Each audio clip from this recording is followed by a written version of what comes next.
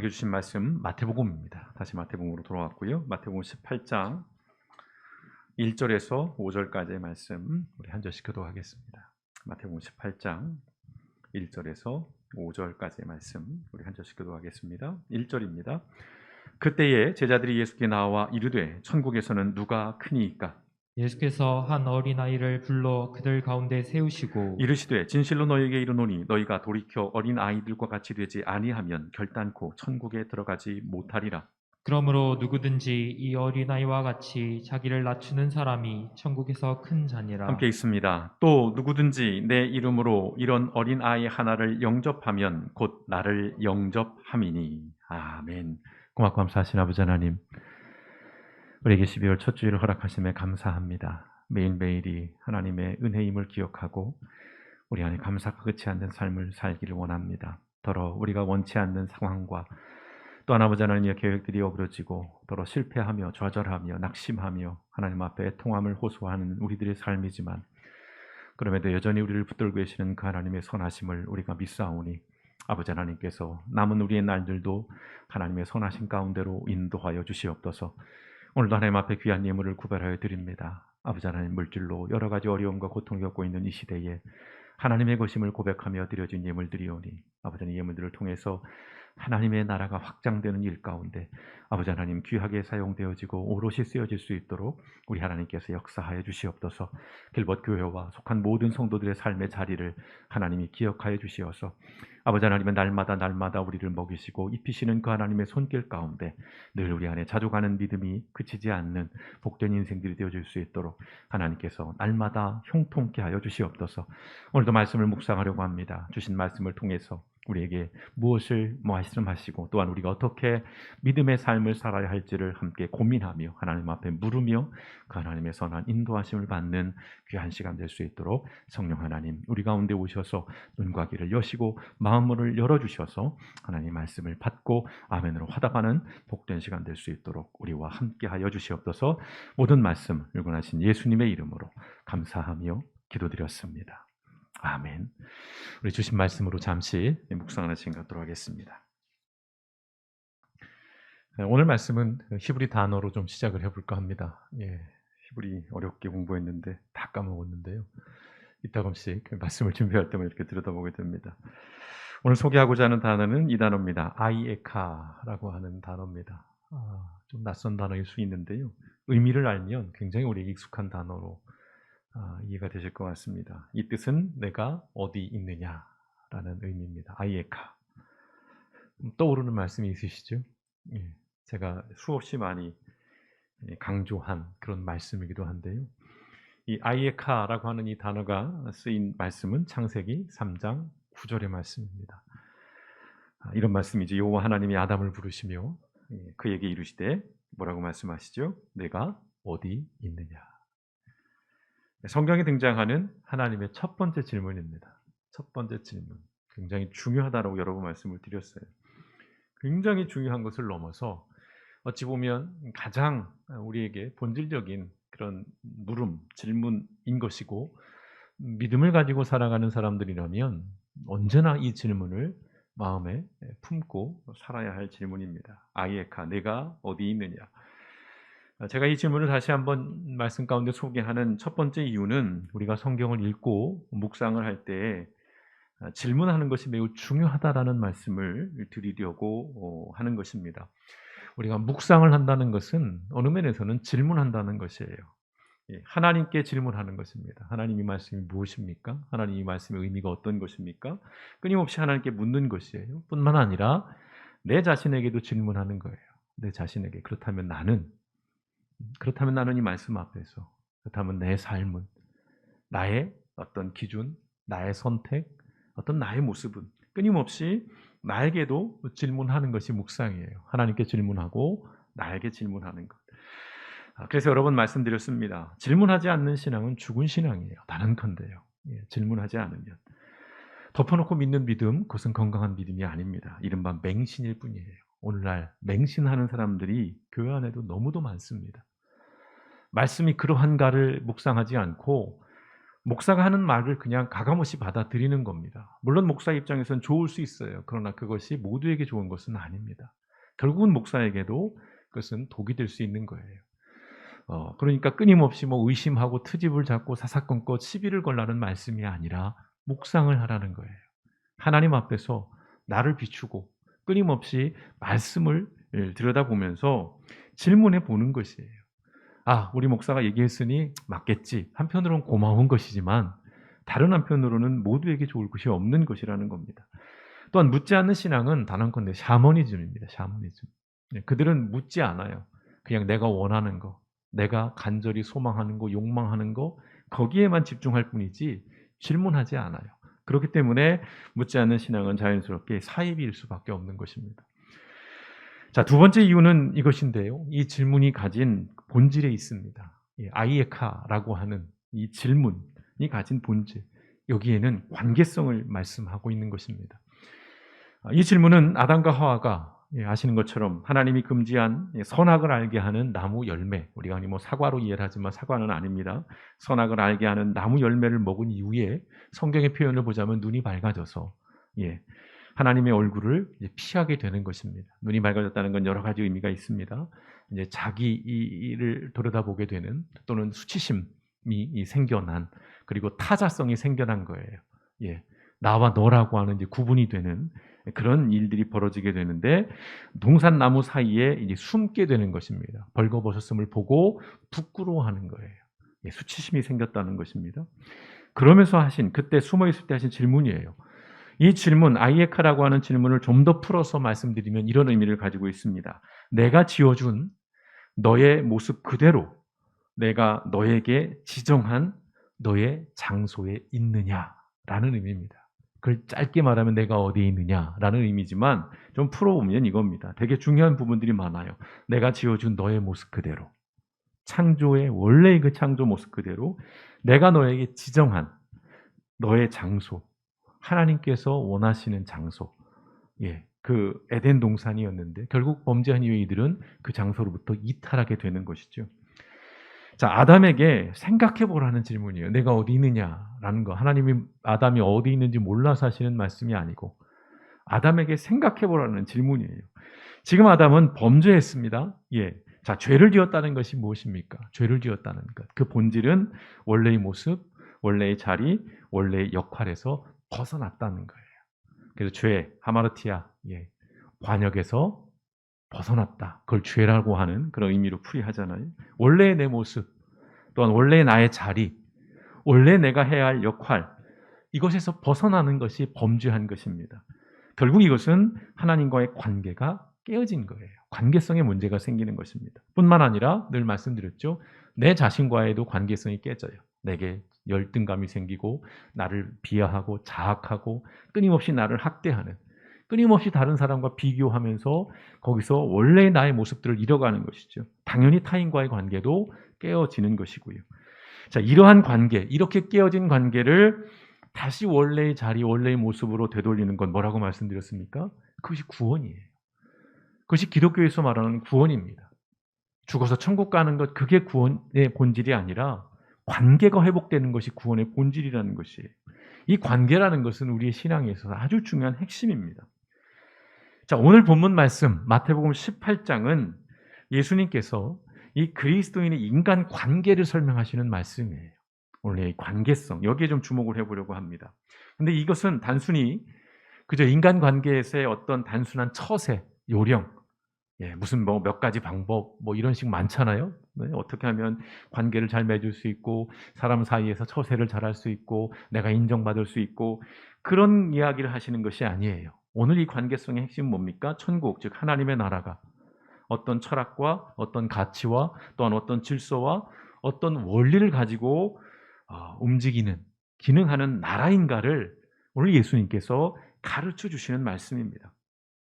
이것은 세상의 그것과는 전혀 달라요. 그래서 우리에게는 어렵습니다. 세상이 가진 어떤 그런 작동 원리, 세상의 문화, 세상의 어떤 철학들, 그런 가치들과는 전혀 다르다는 것입니다. 어렵지만 그러나 모든 시대의 교회와 모든 시대의 그리스도인들이 추구하고 회복해야 할 하나님 나라의 원래 모습이라는 것입니다. 오늘 우리 시대에 필요한 게 아니고 모든 시대의 교회와 그리스도인들이 다시 돌아가야 할, 끊임없이 추구해야 할 하나님의 원래 모습, 오리지널리티라고 하죠. 예, 영어를 못하지만 해봤습니다. 원래의 모습이에요. 본질을 이야기하는 것입니다. 이건 과거나 또는 현재나 미래에도 동일한 것입니다. 시대에 따라 달라지는 게 아닙니다. 유행을 타는지 않아요. 오리지널한 모습을 이야기하는 것입니까? 그 뭐일까요? 이제 그 이야기를 좀 나눠보려는 것입니다. 자, 오늘 말씀은 질문으로 시작합니다. 의미 있죠? 자, 그런데 하나님께서 사람에게 하시는 질문이 아니라 제자들이 예수님께 드리는 질문이에요. 그런데 문제가 있습니다. 이 질문 자체가, 이 질문부터가 잘못됐다는 것입니다. 자, 이것이 우리 창조주 하나님과 깨어진 우리의 인간의 근본적인 차이점인데, 그래서 오늘 말씀은 우문현답, 우리가 자주 쓰는 사자성어죠. 우문현답의 아주 전형을 보여줍니다. 자, 보십시오. 제자들이 질문을 합니다. 18장 1절에 보시면 그때에 제자들이 예수께 다가와서 물었다. 뭐라고 묻습니까? 하늘나라에서는 누가 가장 큰 사람입니까? 이건 우문이에요. 바보 같은 질문입니다. 잘못된 거예요. 이 질문 속에서 제자들의 인식을 엿볼 수가 있어요. 하늘나라에서는 누가 가장 큰 사람이냐라는 이 질문. 제자들은 여전히 그들이 살고 있는 그 현실 세계, 그 유대 사회라고 하는, 우리가 알기로 이스라엘이라고 하는 그 질서, 그 가치, 그 문화에 여전히 머물러 있는 거예요. 그래서 가장 현실적인 질문이기도 합니다. 그리고 누구나가 관심을 갖는 질문이기도 해요. 누가 크냐? 서열을 정리하는 거죠. 누가 높은가? 신분에 관한 이야기를 하는 것입니다. 여러분, 지금도 그렇지만 이 지위와 신분이라고 하는 것은 고대 사회에서는 대단히 중요한 관심사입니다. 물론 지금도 그렇습니다. 우리도 오늘날 우리 세대의 젊은이들 중심으로 계급 이론들이 굉장히 많이 유행이라고 할까요? 그래서 금수저, 흙수저 이런 얘기들, 계급 이론들이 등장을 하는 그런 현실을 갖고 있는데, 과거 고대에는 더 그랬다는 것입니다. 특별히 유대 문헌 중에는 천국에서 누리게 될 여러 상급과 지위에 대해서 가르치는 책도 있었다고 합니다. 천국에서 누리게 될 상급과 지위. 옛날 저 어렸을 때 늘 목사님들이 하시는 말씀 가운데 그거예요. 천국 가면 맨션이 있다. 예, 맨션. 네, 지금은 촌스러운 말이지만 그때는 최고 좋은 집 하면 맨션. 5층짜리 집이 있다. 이런 얘기를 하셨어요. 자, 지위와 신분은 분명 현실적인 문제예요. 우리가 태어나면서부터 이미 신분, 지위가 안타깝지만 정해져 있습니다. 그 계단을 전혀 오르지 못하는, 그 사다리를 오르지 못하는 사회도 있고, 운 좋게 더 높은 사다리로 올라가는 그런 사람들도 있지요. 하지만 대부분은 태어나면서부터 정해진 자리, 위치, 그 역할에 갇혀 살아갑니다. 지금도 그렇지만 고대 사회에서는 그게 운명이었어요. 지금 인도에 그 신분 제도가 있는 것처럼. 계층에 따라서 앉는 자리가 다르죠. 그리고 말하는 순서도 결정이 되는 거예요. 굉장히 중요한 문제죠. 그러니까 이 질문에는 이 제자들의 관심, 그들이 가고 있는 어떤 가치관, 그들이 가지고 있는 어떤 문화, 세계관들이 담겨 있는 거예요. 하나님 나라, 하늘나라에서 가장 큰 사람이 누구냐? 이 땅의 이 나라 속에 있는 그 문화가 고스란히 하늘나라에도 적용이 될 것이라고 그들은 갖고 있는 거예요. 당연히 제자들도요, 현실 속의 인물이었습니다. 예. 그들의 속해 있는 그 사회에 굉장히 익숙해 있는 사람들, 권력을 추구하고 소열을 구분하는 문화에 익숙한 사람들이에요. 마태복음 19장 넘어가면 이제 막 청탁을 하는 이야기들이 등장하고 서로 자르다툼을 하는 이야기들이 보다 구체적으로 등장을 합니다. 자, 그래서 예수님을 따르면서도 이들은 끊임없이 자리를 탐하고 서열을 정리하는 그런 일들을 시도하는 것이죠. 제자들끼리 서로 자리다툼을 벌이고 또 권력 경쟁을 합니다. 굉장히 중요합니다. 우리가 살아가는 거에서는 어떤 완장 하나 찬다는 것, 무슨 장이라는 타이틀을 하나 얻는 것, 굉장히 중요합니다. 이번 주 지나 내일 저희 지방회에서 이제 총회가 있는데, 총회가 아주 좀 시끄러울 것 같습니다. 여러 가지 현안들이 있는데 결국은 그 이면에는 서로 누가 크냐, 누가 더 높으냐, 누가 더 많은 권한과 권력을 갖고 있느냐, 이런 다툼들이 벌어지는 것들인데, 자, 이런 우문 속에서 예수님은 제자들에게 이제 이렇게 말씀을 하십니다. 오늘 말씀 18장 2절에 3절 말씀 뭐라고 말씀하십니까? 예수께서 어린이 하나를 곁으로 불러서 그들 가운데 세우시고 말씀하셨다. 뭐라고요? 내가 진정으로 너에게 말한다. 진정으로 말하는 진실로라고 하면 정말 정말 강조하시는 표현이에요. 뭐라고 말씀합니까? 너희가 돌이켜서 어린이들과 같이 되지 않으면 절대로 하늘나라에 들어가지 못할 것이다 라는 말씀을 합니다. 복음서에 보면 예수님께서 어린아이 비유를 많이 듭니다. 어린아이를 무릎에 앉히시고 이 어린아이를 통해서 말씀들을 하시는 것들이 들어있는데요.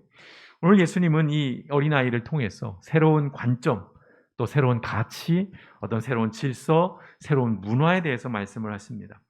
우리가 기억할 것은 여기서 어린아이가 의미하는 것은 순진무구한 그 어린아이의 성품 이게 아니에요. 그러니까 아이들처럼 순진하고 뭐 맑고 깨끗하고 그런 사람이 되어야 한다라는 그런 포인트가 아닙니다. 뭐냐면 여기서 말하는 어린아이라는 것은 어른이라고 하는 권위에 종속되어 있는, 그리고 어른이라고 하는 어떤 그런 사람들에게 철저하게 의존적인, 그리고 굳이 생태계로 표현한다면 먹이사슬에서 가장 낮은 곳에 위치한 아주 힘없는 존재를 의미합니다. 여기에서의 어린아이라는 것은. 고대 사회에서 가장 무력한 존재가 누구냐? 어린아이였어요. 그리고 또 있다면 여성들이었죠. 그 가운데 과부들, 또는 장애인들, 또는 노인들, 이런 사람들이 가장 무기력한 존재. 그 중에서도 가장 무기력한 존재는 어린아이예요. 어린아이는 그 사회에서 아무런 지위가 없습니다. 지금이야 우리가 어린이의 어떤 인권이나 어린이날도 제정해서 하지만 옛날 고대 사회를 생각해 보십시오. 어린아이는 아무것도 없는 존재였어요. 근데 여러분, 이 지위와 신분이라고 하는 이 문제는 어떤 내가 가진 욕망, 내가 가진 어떤 쾌락을 추구하는 그런 문제이기 전에 사실은 보자면 생존의 문제이기도 합니다. 자, 동물의 세계를 생각해 보세요. 동물의 왕국. 거기도 서열이 존재합니다. 그럼 어떤 이야기들이 주로 나오죠? 우두머리 사자가 있는데 어느 날 젊은 사자가 도전해 오는 것이죠. 싸움을 걸어오는 것입니다. 그래서 거기서 이기면 자기의 권력을 유지하는 것이고, 그 젊은 사자의 도전에 지면 그 지위, 권력을 빼앗깁니다. 그 무리에서 이탈할 수밖에 없는, 쫓겨나게 되죠. 심지어는 그 싸움 중에 죽임을 당하기도 하는 것입니다. 세상도 이와 같은 것입니다. 현실 속에서는 이 지위와 신분이라는 문제가. 그러한 세상에서 예수님은 가장 무력한 존재인 이 어린 아이처럼 되라고 우리에게 말씀하는 것입니다. 그런데 이 어린 아이처럼 되라고 하는 그 의미의 좀 더 구체적인 의미는 4절입니다. 4절은 뭐라고 되어 있습니까? 자, 같이 읽어보겠습니다. 시작. 그러므로 누구든지 이 어린 아이와 같이 자기를 낮추는 사람이 하늘나라에서는 가장 큰 사람이다 라고 말씀합니다. 제자들의 우문에 대한 예수님의 현답이에요. 하늘나라에서 누가 가장 큽니까? 라는 그 질문 속에 어찌 보면 당대 가장 무기력하고 가장 작고 보잘것없는 그 어린아이처럼 되라는 것입니다. 물론 어린아이들이 자기 스스로 낮춘 건 아닙니다. 그런 의미로 이해하시면 안 되고요. 이 어린아이가 갖는 그 사회적인 지위를 생각해 보라는 것이죠. 자, 결국은 이것은 이렇게 표현할 수 있습니다. 오늘 예수님의 이 말씀은 겸손하라는 거예요. 겸손. 자, 겸손은 어쩔 수 없는 비굴함이 아니죠. 내가 힘이 없고 내가 무기력하니까 그냥 고개 숙이고 내가 그냥 긴다, 이런 느낌이 아니라 오늘 예수님이 말씀하는 본질은 자발적인 낮아짐이에요. 자발적인 낮아짐. 이 자발적인 낮아짐에 대한 대표적인 말씀, 빌립보서 2장 6절에서 8절의 말씀. 예수님께서 어떻게 자발적으로 낮아지셨는지 같이 읽어볼까요? 시작. 그는 하나님의 모습을 지니셨으나 하나님과 동등함을 당연하게 생각하지 않으시고 오히려 자기를 비워서 종의 모습을 취하시고 사람과 같이 되셨습니다. 그는 사람의 모양으로 나타나셔서 자기를 낮추시고 죽기까지 순종하셨으니 곧 십자가에 죽기까지 하셨습니다. 아멘. 예수님이 당신을 낮추셔서 저 높고 높은 하나님의 나라에서 그 보좌에서 내려오셔서 그냥 사람과 같이 되셔서 사람과 똑같은 모습으로 오셔서 자기를 낮추신 거예요. 종의 모습을 취했다는 거잖아요. 그리고 순종했어요. 어디까지? 죽기까지. 십자가에 죽기까지 하셨다는 겁니다. 자, 이러한 겸손을 의미하는 것인데 그 겸손의 의미가 여기서 그치지 않습니다. 좀 더 구체적으로 들어가는 말씀이 5절입니다. 5절. 이 말씀이 오늘 이 본문의 핵심입니다. 같이 읽어보겠습니다. 시작. 또 누구든지 내 이름으로 이런 어린이 하나를 영접하면 나를 영접하는 것이다. 아멘. 이 말씀을 하시려고 그 앞서 말씀들을 하시는 겁니다. 자, 여기서도 어린아이는 사회적인 약자를 의미합니다. 어린이 하나를 영접하면 나를 영접하는 거예요. 그 힘없고 무기력한 그런 어린아이를 영접, 또는 영어의 성경에 보면 웰컴이라고 되어 있어요. 환대죠, 환대. 그 아이를 환대하면 나를 환대하는 거예요. 예수님을 한다는 것입니다. 아까 우리가 말씀을 시작하면서 하나님의 첫 번째 질문, 내가 어디 있느냐라는 말씀을 드렸어요. 자, 하나님의 두 번째 질문이 있습니다. 혹시 기억하십니까? 예전에 좀 이 질문에 관련 시리즈로 말씀을 나눴었는데, 하나님의 두 번째 질문이 창세기 4장 9절에 등장합니다. 자, 같이 읽어보겠습니다. 시작. 여호와께서 가인에게 이르시되 내 아우 아벨이 어디 있느냐? 그가 이르되 내가 알지 못하나이다. 내가 내 아우를 지키는 자니이까? 여기는 독특하죠. 내 아우 아벨이 어디 있느냐? 하나님이 질문을 던지고 이제 가인이 대답을 해요. 그러면서 그 대답은 다시 역으로 또 묻는 거예요. 내가 내 아우를 지키는 자입니까? 라고 하나님 앞에 항변을 하는 것이죠. 이게 하나님의 두 번째 질문이에요. 2004년에요. 미국의 보스턴에서 이제 대선에 출마한 존 케리 상원의원, 기억하시는 분들도 있을 것입니다. 이제 후보자 지명을 위해서 민주당 전당대회가 열립니다. 그리고 그 자리에서 이 존 케리 상원의원은 그때 당시에 거의 무명에 가까웠던 정치 신인이라고 하죠. 한 정치인에게 찬조 연설을 부탁을 합니다. 그 사람의 연설이 이렇습니다. 한번 들어보십시오. 이렇게 연설합니다. 만일 시카고 남부에 글을 읽지 못하는 소년이 있다면 그 아이가 저의 아이가 아닐지라도 그 사실은 제게 중요합니다. 만일 어딘가에 약값을 낼 수 없는 노인이 의료비와 월세 중 하나를 택해야 한다면 그녀가 저의 할머니가 아닐지라도 저의 삶마저 가난하게 됩니다. 만일 어떤 아랍계 미국인이 정당한 법적 절차 없이 체포당했다면 그것은 저의 시민권에 대한 침해입니다. 저에게는 다음과 같은 근본적인 믿음이 있습니다. 저는 제 형제를 지키는 자입니다. 저는 제 자매를 지키는 자입니다. 이것이 이 나라를 작동하게 만듭니다. 라고 연설을 합니다. 누군지 떠오르지 않으시나요? 이 연설을 한 정치인은 당시 일리노이주의 민주당 상원의원에 출마한 시카고 출신의 케냐 이민자 2세였습니다. 이 사람은 이제 2009년 미국의 제44대 대통령이 됩니다. 바로 버락 오바마 대통령입니다. 개인적으로 이분을 제가 그렇게 존경하지는 않습니다. 다른 이유는 없어요. 우리나라와 관련된 정책들은 아주 나쁜 정책을 많이 폈습니다.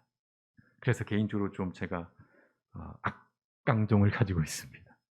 그러나 전체적으로는 위대한 사람이죠. 훌륭한 사람입니다. 저는 제 형제를 지키는 자입니다. 라고 하는 연설이에요. 저는 제 형제를 지키는 자입니다. 가인이 하나님께 그렇게 항변했습니다. 내가 내 아우를 지키는 자입니까? 이에 대해서 이 버락 오바마 대통령은 그렇게 얘기하고 있는 거예요. 저는 제 형제를 지키는 자입니다. 이 연설은 그가 정치를 하고 그가 대통령이 되고자 했던 이유인 것입니다. 앞서 소개해드린 연설 보시면 온통 관계성이에요. 나와 무관하지 않은 거예요. 빈민가에 있는 그 어린아이가, 약값을 낼 수 없는 그 할머니가 아랍계라는 이유로 그 인권이 짓밟히는 것, 그것은 그 시민권이 침해되는 것은 곧 내 시민권이 침해된다고 하는 것. 나와 무관하지 않다는 것입니다. 나와 연결되어 있다는 것이에요. 이 연설 속에 등장하는 사람들은 힘 있는 사람들이 아니에요. 권력자들이 아닙니다. 하나같이 약한 사람들이에요. 저는 제 형제를 지키는 자입니다. 저는 이것이 오늘 우리의 교회와 우리 그리스도인들이 믿음의 삶을 살아가고 신앙의 길을 걸어가야 하는 이유가 되어야 된다고 생각합니다. 그런데 여러분, 이것은 제 생각이 아니에요. 저의 신념이 아니고요. 저의 어떤 정치적인 포지션이 아닙니다. 이것은 본질적으로 예수님의 가르침이고 예수님의 명령입니다. 오늘 말씀을 통해서 우리에게 이 말씀을 하시는 거예요. 예수님께서는 그 어린아이를 통해서 하나님의 나라가 어떤 나라인가를 보여주시는 거예요. 제자들이 하나님, 예수님, 하늘나라에서 누가 큽니까? 제자들은 그 누가 크냐의 어떤 권력, 지위, 신분, 여기에 관심을 가졌지만 오늘 예수님은 그 어린아이를 통해서 하나님의 나라는 그런 나라가 아니야. 하나님의 나라가 의미 있고 가치 있는 것은 거기에 있는 것이 아니야 라고 말씀해 주는 것이에요. 내 형제를, 내 자매를 지키는 자로서 살아가는 그런 사람, 그런 관계성, 그게 하나님의 나라의 본질이라고 말씀해 주시는 것입니다. 나도 먹고 살기 바쁜 세상입니다. 그렇죠. 예. 남을 배려하고 남을 생각할 형편이 사실은 우리도 안 됩니다. 더러 그런 생각하시죠. 목사님, 다른 사람 도와주지 말고 저 좀 도와주세요. 저도 불우이웃입니다. 저도 힘듭니다. 예. 그럴 때마다 참 마음이 불편하기도 하고 안타깝기도 하고 죄송하기도 하고 여러 가지 복잡한 마음이 듭니다. 그러나 여러분, 내가 먹고 살기 힘들고 바쁜 세상이기 때문에 남을 배려하고 생각할 형편이 안 되기 때문에 그렇기 때문에 오히려 우린 약자에 대한 보호와 돌봄이 필요하다는 것입니다. 왜요? 그래야 그러한 세상이 바뀔 수 있으니까요. 그나마. 그래야 내가 안전할 수 있으니까요. 자주 말씀드리잖아요. 내 아이가 안전하기 위해서는 누가 안전해야 합니까? 내 아이의 친구가 안전해야 돼요. 그래야 내 아이도 안전한 것입니다. 내 아이의 안전만을 추구한다고 내 아이가 안전해지는 것이 아니에요. 사람 사는 세상에 동물의 세계와 다를 바가 없습니다만은 그럼에도 달라야 하는 이유는 사람은 하나님의 형상을 지녔기 때문이에요. 우리에게는 하나님의 성품과 하나님의 기질과 그 하나님의 인격이 있는 것이에요. 이것이 동물의 세계와 사람이 사는 세계가 근본적으로 달라야 하고 다를 수 있는 이유인 것입니다. 하지만 안타깝게도 현실은 그렇지 않죠. 기독교 국가를 표방하는 나라에서도, 아니 기독교 국가는 아니어도 우리처럼 교회들이 이렇게 수없이 많고 또 소위 기독교인이 이렇게 많은 나라에서도 사실 현실은 크게 다르지 않다는 것입니다. 생각하는 대로 살지 않으면 사는 대로 생각하게 된다. 유명한 말이죠. 제가 자주 마음속에 품고 사는 말입니다. 생각하는 대로 살지 않으면 사는 대로 생각하게 된다. 사는 대로 생각하게 되면 여러분 겸손할 수 없어요. 사는 대로 생각하면 우리는 남을 도울 수도 없고요. 다른 사람을 품을 수도 없고요. 다른 사람을 배려할 수도 없습니다. 왜요? 내가 급한데? 나도 없는데? 나부터, 나 먼저가 될 수밖에 없다는 거예요. 그래서 우리는 생각을 하는 것입니다. 자기 자신을 스스로 낮추면서 겸손하게 살기 위해서는 생각이라는 것을 해야 한다는 것이죠. 12구 참사를 통해서 이상한 얘기들이 막 돌아요. 놀러 가다 죽었다. 마약하고 죽었다. 뭐 그놈들 이상한 놈들이다. 그걸 왜 우리가 책임을 져야 하냐.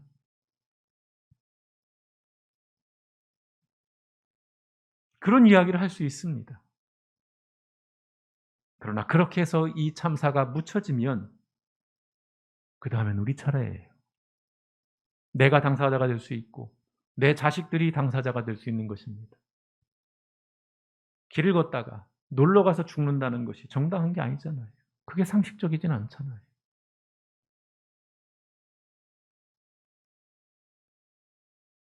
막 누군가가 파업을 합니다. 그럼 불편하게 왜? 장애인들이 뭐 파업을 합니다. 왜 출근 시간에 굳이? 나도 먹고 살기 힘들고 나도 지각하면 상사로부터 쪼임을 당하고 네가 그럼 책임질 거냐? 이해가 돼요. 불편하지요. 그러나 그들이 왜 그 시간에 그렇게 나와서 그런 시위를 할 수밖에 없는지에 대해서는 진지하게 생각하지 않습니다. 왜요? 내 일이 아니니까.